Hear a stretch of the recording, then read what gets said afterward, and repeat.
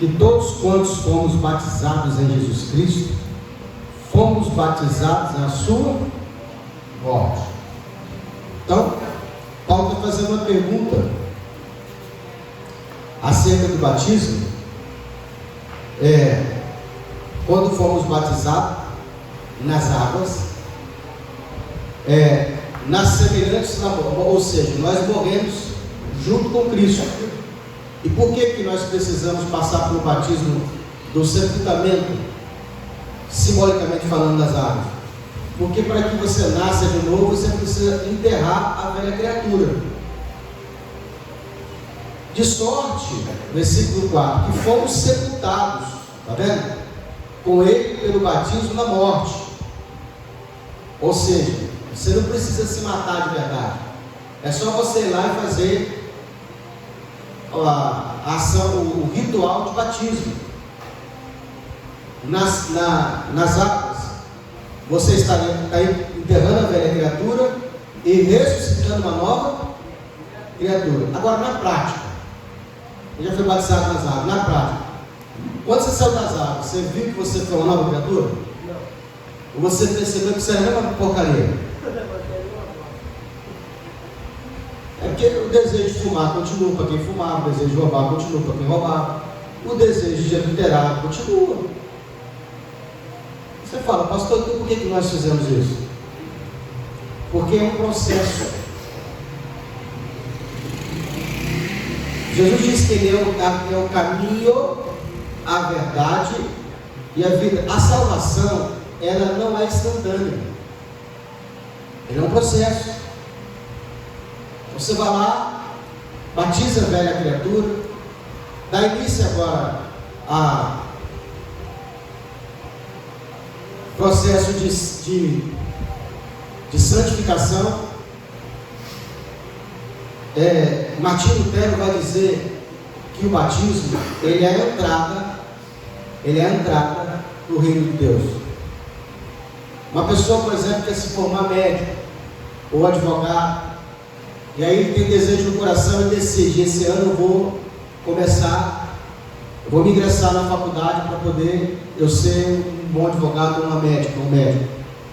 E aí você vai lá e fez a matrícula na sua faculdade, você já pegou até a grade curricular. Você já virou um advogado? Já pode operar? É médico? É a mesma coisa o batismo. Você adentrou o reino, lhe dá direito agora a provar os dons futuros. Você já faz parte do reino, mas você precisa entender que é um processo. Por isso que é complicado quando você pega essas igrejas proibitivas. Diga comigo assim: igrejas proibitivas, que alguns irmãos acham que a igreja tem doutrina. Aqui no começo, por exemplo, quando a gente começou o trabalho, o irmão veio me procurar e foi ver assim: pastor, por que a sua igreja não tem doutrina? Eu falei: ela tem. Toda terça-feira que você falta. Se você viesse, você ia ver que tem. Ela faltava, não vinha. Mas o que para ela é doutrina? Regras. Se a gente tivesse a doutrina que ela queria, se a gente fosse implantar a doutrina que ela queria, eu ia pedir para lá e não vir de brinco, nem batom. A irmã nova não vem, porque senão você não vai para o céu. Por que as pessoas querem mudar o exterior? Por que as pessoas elas acham que é crente, que ele é no exterior? Pastor, é errado? Não, irmão, presta atenção. Se o interior for mudar, naturalmente o exterior também vai. Claro que a Bíblia vai dizer que os irmãos, as irmãs se vistam com roupa decorosa, tem o pudor, né? Não basta ser santa, tem que parecer ser santa, mas brinco, veste, isso não manifesta ninguém.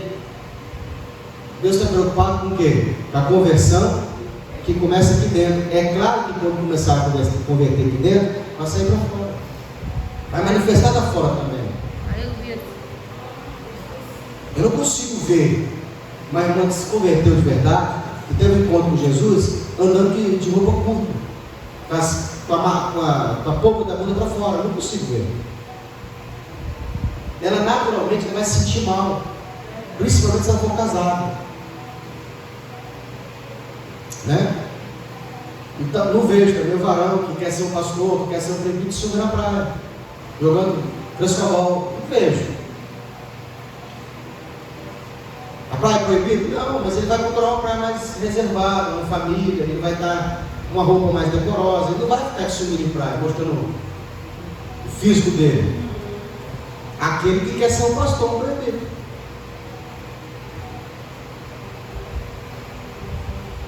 Então Paulo está dizendo assim: de sorte que fomos sepultados com ele pelo batismo na morte, para que, como Cristo ressuscitou dos mortos, pela glória do Pai, assim andemos nós também em novidade de vida. Deixa eu te falar uma coisa com você. Todos os dias você tem que morrer. O seu velho eu tem que morrer. A sua velha criatura tem que morrer, para que a novidade de vida em Cristo nasça de novo. Ou seja, nós temos que todos os dias ficar mais parecido com Cristo. Agora, essa nova natureza de Cristo só vai manifestar se a velha morrer. As duas não vão conseguir ficar juntas. Agora, isso não é instantâneo, é um processo. Então, por exemplo, a velha criatura em mim vive querendo aparecer. Eu tenho que estar sempre fazendo o quê? Matando ela. Eu consigo mortificar a minha velha natureza de forma com coisas espirituais. A velha natureza se alimenta de quê? Da carne. Coisas da carne. Então tudo que é do mundo físico, ela é carnal. E é isso que a carne quer. A carne quer comida, bebida, orgia, prazer, zona de conforto, ela quer tudo isso. Para mim, uma das grandes dificuldades do novo convertido é adotar na sua agenda o ato de vir para a igreja. Pensa que não, mas é muito difícil quem está se convertendo, ele ter o ato de vir para a igreja. É uma luta muito grande. Todo dia está lutando porque ele não quer vir para cá. O que é isso aqui, irmão? É churrasco da carne. São palavras que te confrontam. Novidade de vida. Versículo 5. Porque se fomos, porque se fomos é um verbo de condição. Porque se fomos plantados juntamente com ele na semelhança da sua morte, também seremos na sua ressurreição. Como que Cristo ressuscitou? Você sabe?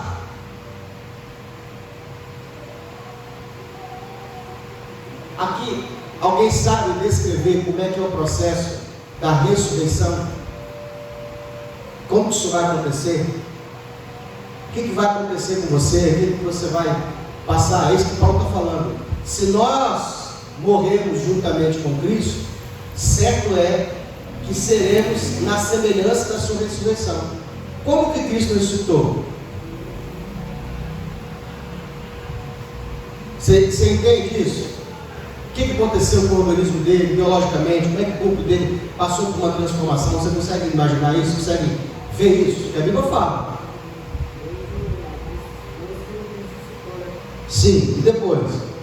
Você entende que a morte, ele morreu e ele foi trazido à vida, e isso traz no corpo dele alguns sinais, e é isso que Paulo está falando.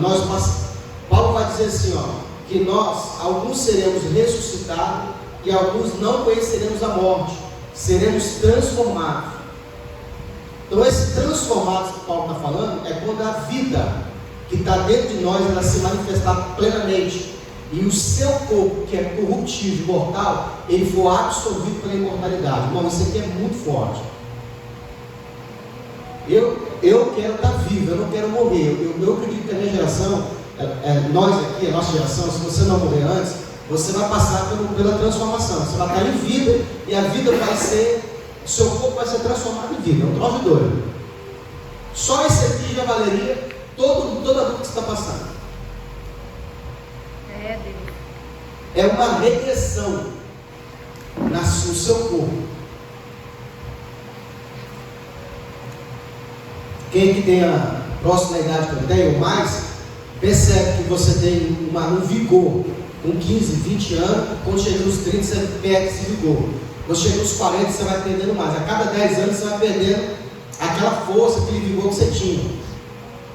Não é assim? Eu lembro quando eu tinha meus 20 e poucos anos, eu tinha uma saúde, eu tinha uma disposição para tanta coisa, irmão.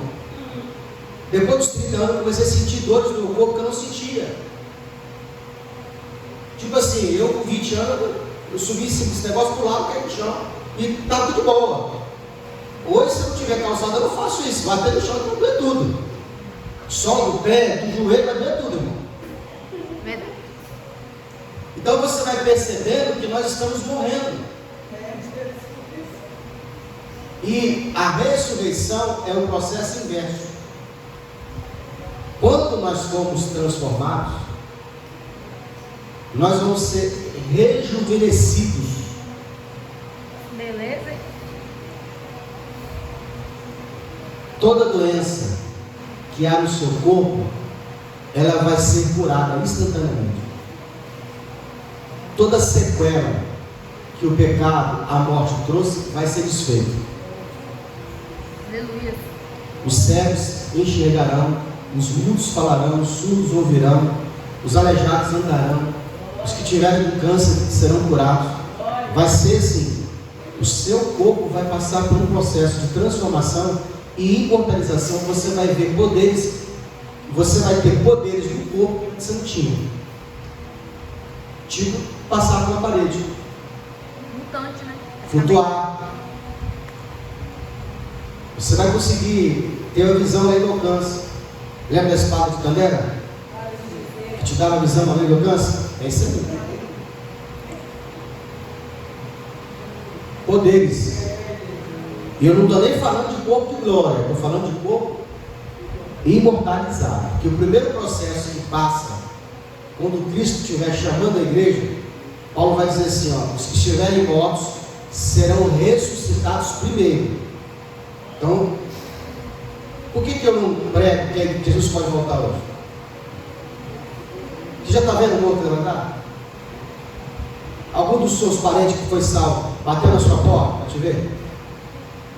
Como é que esses pastores ficam pregando essas coisas então? Jesus está voltando hoje. Vou botar bem nas pessoas para aceitar Jesus primeiro. No máximo que ele poderia pregar é que você pode ter um encontro com ele hoje, não tem mais essa oportunidade. A pessoa pode partir, mas Cristo não pode voltar hoje. Pastor, não pode não? Não. E como é que você tem certeza? Porque a Bíblia diz que Deus não vai contra a sua palavra. As Escrituras, elas afirmam que não. Deus não faz nada fora da Escritura, irmão. Tem que entender isso. Então, sabemos isso. Ó, versículo 6. Sabemos isso.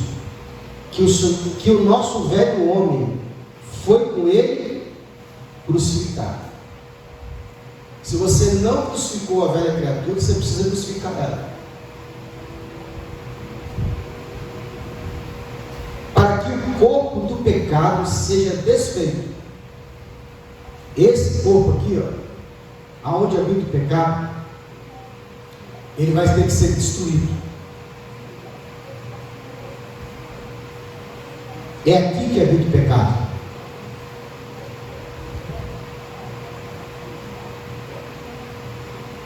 A fim de que não sirvamos mais ao pecado. Muitos de nós aqui, só pecamos porque estamos no corpo do pecado. Se você não tivesse no corpo do pecado, você não pecaria. Ou teria menos propensão a pecar. Eu vou dar um exemplo. Tem pessoa, crente, que ele não adultera porque não tem oportunidade. Enquanto não pintar a oportunidade, ele não adultera. Por quê? Porque ele não foi tentado nesse ponto. E ele também não procura. Por exemplo, uma pessoa que é fraca em bebida. Aonde está a fraqueza dele? Perto de bebida.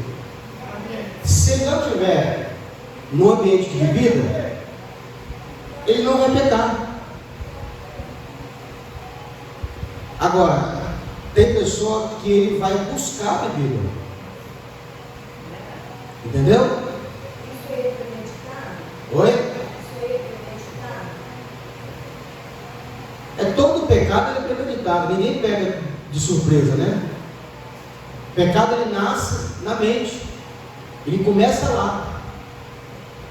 Então eu aconselho que você já vai para o futuro e já trata essa situação.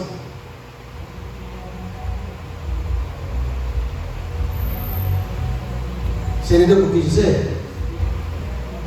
Você imagina uma cena que você cairia. Vai lá. Imagina essa cena, como é que seria? E aí você lá resolve lá. E quando você faz isso, você cria o quê? Você cria uma blindagem.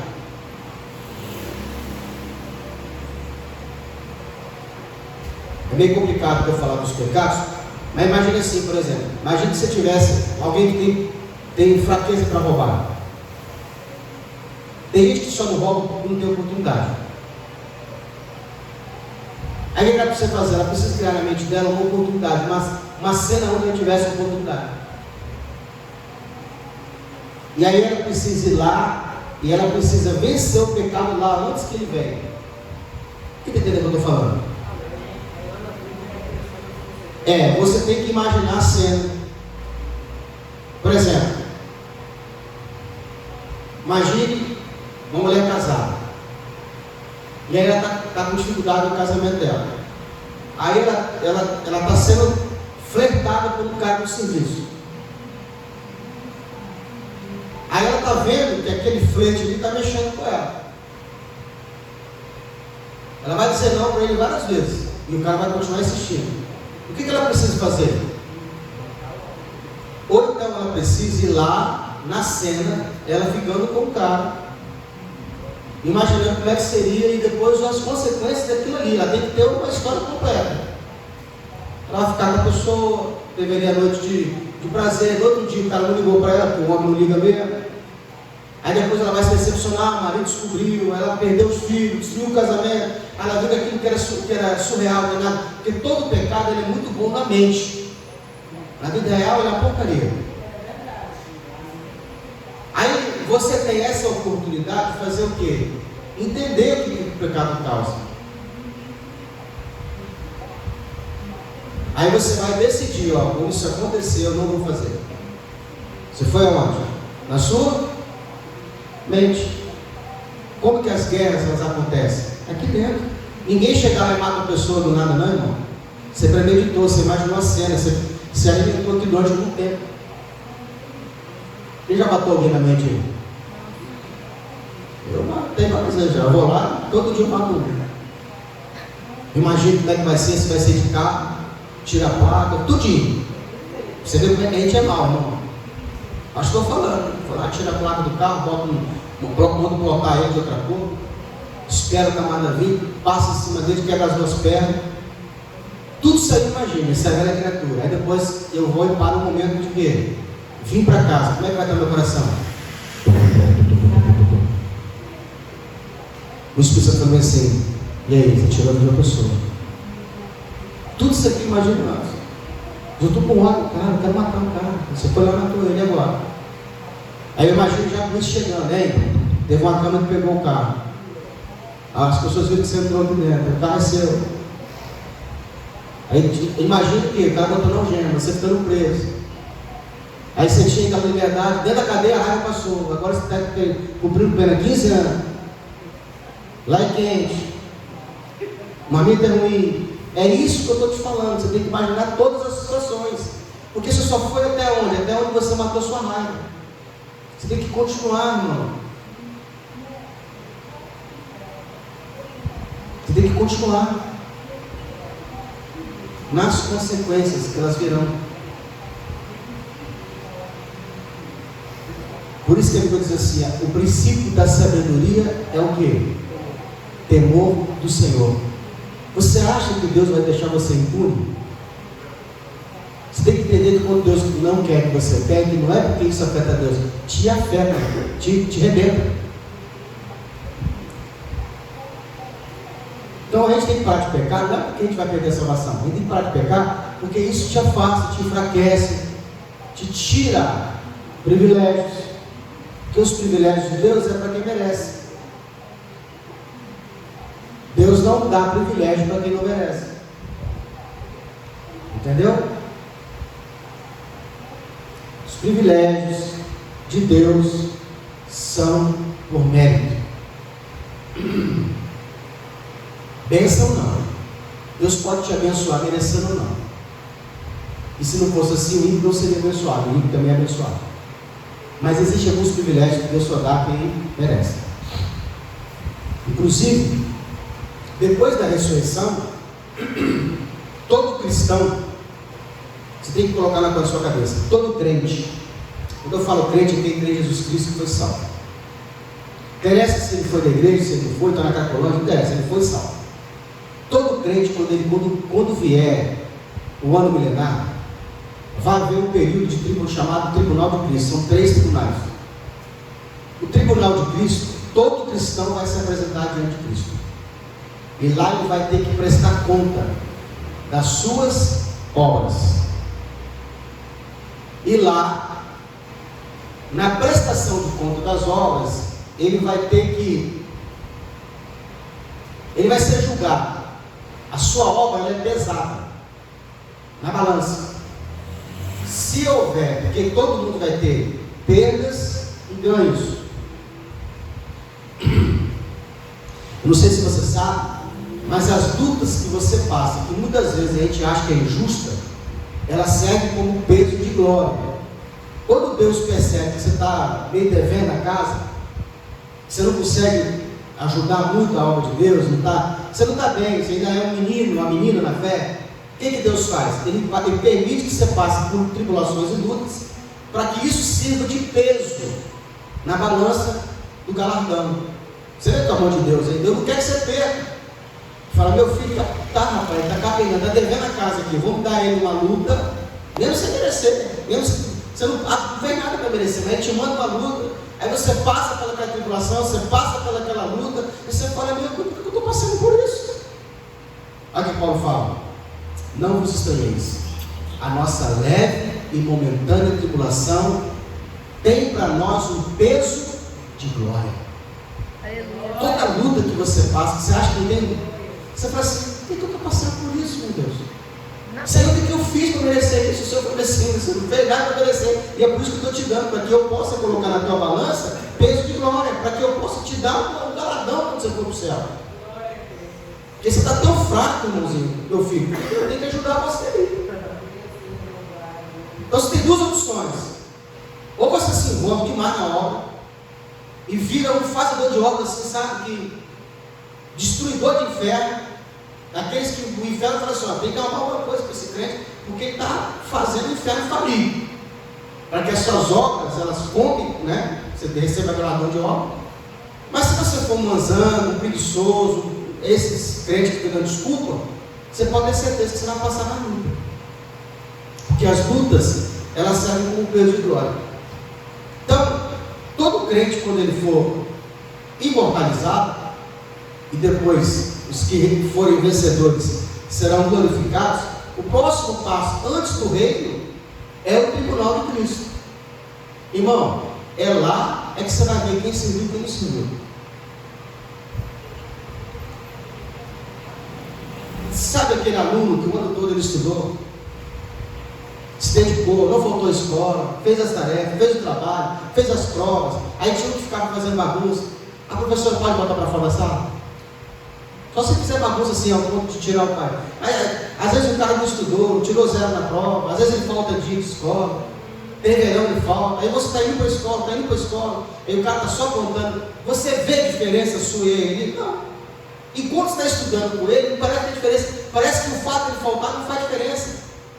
Você fala, poxa, eu não falto dia nenhum. Então todos os dias eu faço o exercício de casa. Qual é a diferença? Quem vê a diferença? Nas provas finais. Quando nós chegando perto de dezembro, a professora vai e fala assim, vou passar aqui, porque quem é o bom aluno já passa no terceiro semestre, já tem nota para passar, ele poderia até não fazer prova no último ano, no último bimestre. Geralmente as escolas dividem em 4, né? Aí você tem ali a média, então se o cara tirou muita nota alta, quando chega no terceiro bimestre, ele já passou em quase tudo. Ele vai ficar leve no último bimestre. Aí vai mantendo a nota dele ali, e a professora fala assim, lá para o dia 10 de dezembro, ela já começa a anunciar quem passou direto. Aí ela fala assim, se eu citar seu nome, você já sabe que você ficou de recuperação. Aí era tristeza, hein? Aí você, fulano de tal, aí você, opa, passou. Vou embora, seu trouxa. Ó, semana que vem você não precisa vir não, mas sexta-feira é o último dia. Assim, fulano de tal, Adriana, você, opa, sei. Aí nessa hora você já começa a ficar o quê? Você vê aqueles que ficam dando desculpa, encolhendo assim, ó.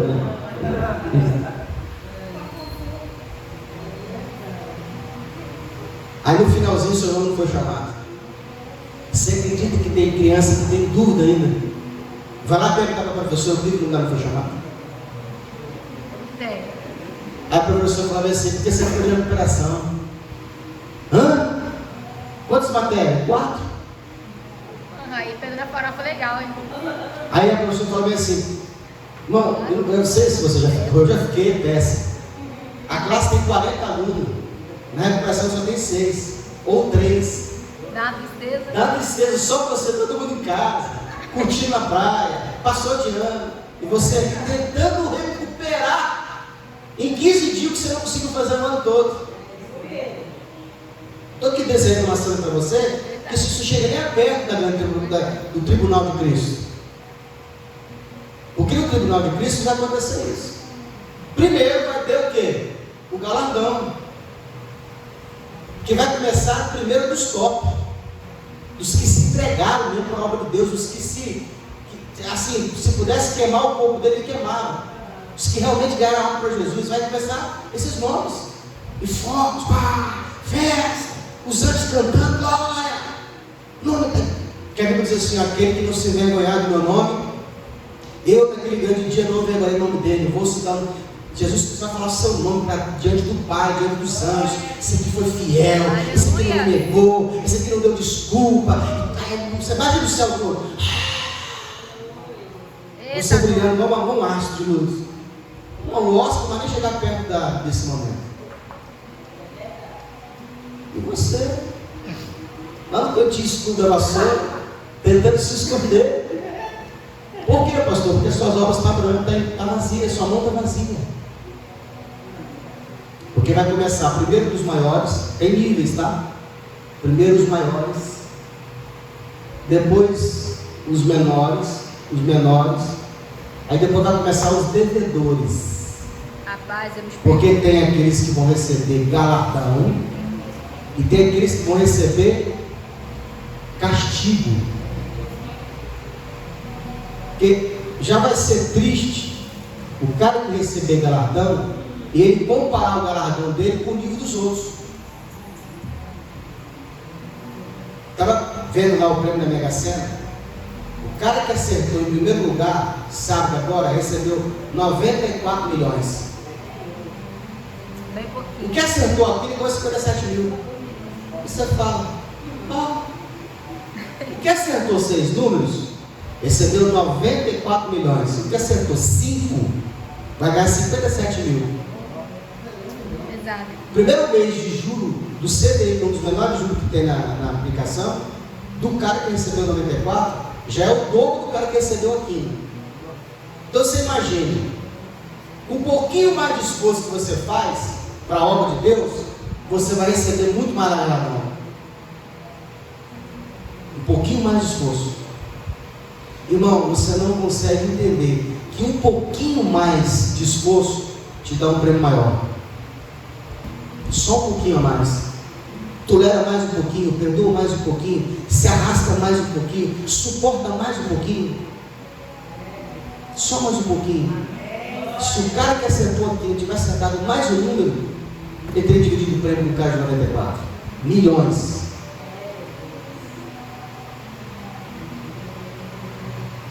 Pastor, mas aí fica complicado, sabe por quê, pastor? Porque tem uns caras aí que ganhou 300 mil almas, o outro deu 30 mil almas. Eu não ganhei conseguindo nem ganhar a mim direito, pastor. Como é que Deus vai pesar isso? Deus não vai comparar 30 mil almas com uma alma. Ele vai comparar o seguinte: o que foi te confiado? Ficar na porta? Então, se você fez direito ficar na porta, você é o galardão completo. Mas se você deu desculpa para não ficar na porta, você foi negligente na sua chamada. Deus não quer saber se eu, que fui chamado para meia dúzia de pessoas, eu não tenho que prestar conta da igreja do pastor Lucila Malafaia. A minha obra não vai ser comparada com a do Lucila Malafaia. Vai receber um grado maior porque ele era pastor de uma igreja grandona. Não. Foi confiada quantas almas para você? Foi confiada meia dúzia. Tomou conta das meia dúzia? Tomei. Alimentou. Repreendeu, exortou, foi atrás. Então você foi com o pastor. Você não completou a obra. Então a obra, você tem que entender, Deus ele escolheu para você um propósito, uma chamada. E você não pode abandonar a sua chamada, o seu propósito. Você descobriu qual é o seu propósito? Você sabe onde você foi chamado? Sei, pastor. Pastor, não sei. Fique com a gente que você vai descobrir. Porque quem não sabe, se ficar com quem já está, tem grande chance de descobrir. Aleluia. Eu fiquei 15 anos na igreja para descobrir qual era a minha chamada. Lá servindo, levando água, lavando banheiro, lavando cadeira, evangelizando. Não sabia que era a minha chamada. Estava lá, fazendo. Devagarinho que foi despertando a minha chamada. Que tem duas coisas que é muito forte e te pode tirar você do reino, ou fazer você perder galardão, e pior, fazer você receber castigo. Primeiro, fazer o que Deus não te chamou é grave. Se Deus não te chamou para abrir obra, não abre obra. Se Deus não te chamou para cantar, não cante. Se Deus não te chamou para você pregar, não prega. É um erro você fazer o que Deus te chamou. E isso envolve até mesmo a sua vida profissional. Você está no centro da vontade de Deus, inclusive profissionalmente. Estava vendo o testemunho do pastor apóstolo Luiz Hermínio. Olha como é que Deus ele é. Deus ele é pastor mesmo, sabe assim, pai. O apóstolo Luiz Hermínio, ele é um grande homem de Deus. Hoje ele é apóstolo, tem várias igrejas, é uma igreja rica. No começo da conversão dele, o apóstolo ele veio do tráfico de drogas. Nasceu no berço evangélico, chegou quadrangular, segundo. Os pais evangélicos, os pais se separaram, ele se frustrou. Então, aos 14 anos, ele desviou para as drogas, e ali virou traficante, traficava, vendia, usava droga. Mas sempre tinha no coração dele que ele servia a Deus. Aí, um dia ele foi num culto desse que a gente faz de sábado aqui, culto profético, e lá a irmã entregou a profecia para ele que mudou a vida dele. Ele se converteu e ele começou a buscar Deus. A mulher dele, presta atenção que é chamado e que é propósito. A mulher dele, que estava sofrendo com ele, nas drogas, traficando, bandido. Quando ele se converteu, ela deu todo o apoio para ele. Porque ela via ele meditando na palavra de Deus 3, 4, 5, 6 horas por dia, jejuando. E aí ele começou a se incomodar, porque ele, no tráfico, ele tinha dinheiro para bancar a casa. E agora ele se converteu. Ele descobriu que ele não podia mais traficar. Então ele tinha que arrumar um dinheiro. Olha o que é a sabedoria de uma mulher de Deus. Ela falou bem assim: não precisa trabalhar. Se dedique à obra. Deixe o seu trabalho. Alguém vai dizer assim, ele falou assim, irmão, eu suportei tantas vezes na igreja, as pessoas da igreja me chamaram de vagabundo, de gigolô, porque a mulher tinha que trabalhar para me manter. E ele falou bem assim, você sabe qual o motivo pela qual a minha esposa, por sabedoria de Deus, ela falou bem assim, que Deus havia falado com ela, que a missão dela era naquele momento sustentar a casa, porque ele não podia pegar dinheiro. Se ele manuseasse dinheiro, ele voltava para as drogas. Então Deus cortou o caminho das drogas, porque se ele trabalhasse, ele ia pegar dinheiro. O que ele ia fazer? Voltar para as drogas. Então, como ele não lidava com dinheiro, a missão dela foi essa, o propósito dela foi essa: trabalhar e suprir a casa. E ele ficava fazendo o quê? Obra de Deus, Bíblia. Você acha que hoje ela precisa trabalhar? Não. Porque daí então depois a obra começou a crescer, ele começou a viver da obra. Ele falou que um mês ele pagava as contas da casa com o dinheiro da igreja, outro mês pagava de outro irmão, que hoje é o vice-presidente da igreja, que quando ele começou do zero, apoiou ele, emprestou um carro para ele poder fazer a obra. Hoje é o vice-presidente da igreja, hoje recebe da igreja. E ele falou assim, um mês pagava as contas da igreja, um mês pagava minhas contas, mas pagava metade da conta do irmão, que é desse irmão. Então ele falou assim, durante muito tempo minha esposa teve que sair da casa, porque era missão. Então, eu costumo falar aqui que muitas vezes o que te tira do foco da obra é o emprego. Porque às vezes a pessoa ela não tem fé de dizer, eu não vou trabalhar, porque esse trabalho vai atrapalhar a obra de Deus. Irmão, eu já recebi proposta para ser estivador. Já viu que esse cara trabalha no rebocador? Sabe quanto ganha um marinheiro de embarcação? Nossa. Oi? É Em dólar, né? Mas assim, beira de 8 a 15 mil por mês. O cara fica 15 dias no mar, 15 dias em casa. 15 dias no mar, 15 dias em casa. De 8 a 10 mil. Tem um vizinho lá meu que ele trabalha com isso aí. Ele falou, Renato, cara, eu vejo você é um cara inteligente, você não quer fazer curso de marinheiro não? Para trabalhar no rebocador, está precisando. Ele falou, ó, paga de 8 a 10 mil. Trabalha 15 dias você fica em casa. Eu falei, obrigado, obrigado. Por quê, rapaz? Você é um cara inteligente. Eu falei assim, cara, eu vou ficar 15 dias no mar e vou fazer a obra de Deus na minha vida.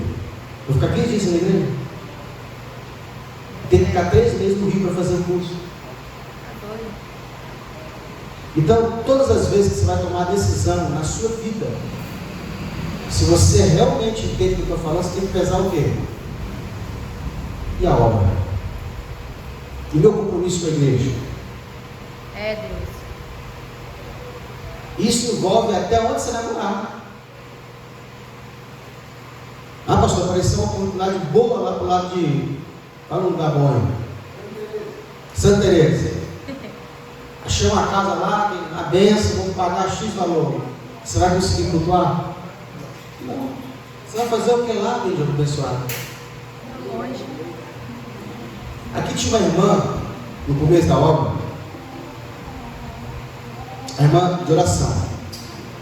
Até tinha umas revisões, ela, sabe? E ela morava ali perto da casa da Ana ali. E ela estava orando a Deus para que o marido dela arrumasse um emprego. Naquele mês que ela estava orando, apareceu 2 empregos. Um para ele trabalhar por aqui, e o outro para trabalhar num sítio, não sei aonde aí, longe. Perto aonde a gente foi batizar, aquele lugar errado que a gente foi, é bem próximo. É longe, né? Uma vez, Aí parece que eles iam tomar conta do sítio. O cara ia pagar pelo salário mínimo, ia tomar conta do sítio, tinha uma casa lá. Ela tinha uma casa aqui. Eu falei assim, mano, aceita o emprego, o outro emprego, que está perto da obra, não faça a obra de Deus não. Não teve jeito, ela foi para lá. Passou-se uns 2 para 3 anos, ou 4, não lembro bem, passou bastante tempo. O telefone meu toque era quem? Era o Nando, marido dela. E foi bem assim, Ô pastor, tudo bem? Paz? Ô, não passa? Tudo bom? Como é que tá? Não tá bem não, pastor. Acho que ela primeiro veio pedindo para ajudar porque estava endemoniada, né? Isso, aí quando lá, quando eu estava vendo Deus lá, Ah, pois é. Se afastar da obra de Deus, depois ele começou a ter uns cultos lá, os capirotos de madrugada. E depois ela morreu, irmão. eu também. Sabia que ela morreu, não? Então, buscar. Oi? É escura. Como é o nome dela? Maria, né? Aparecida.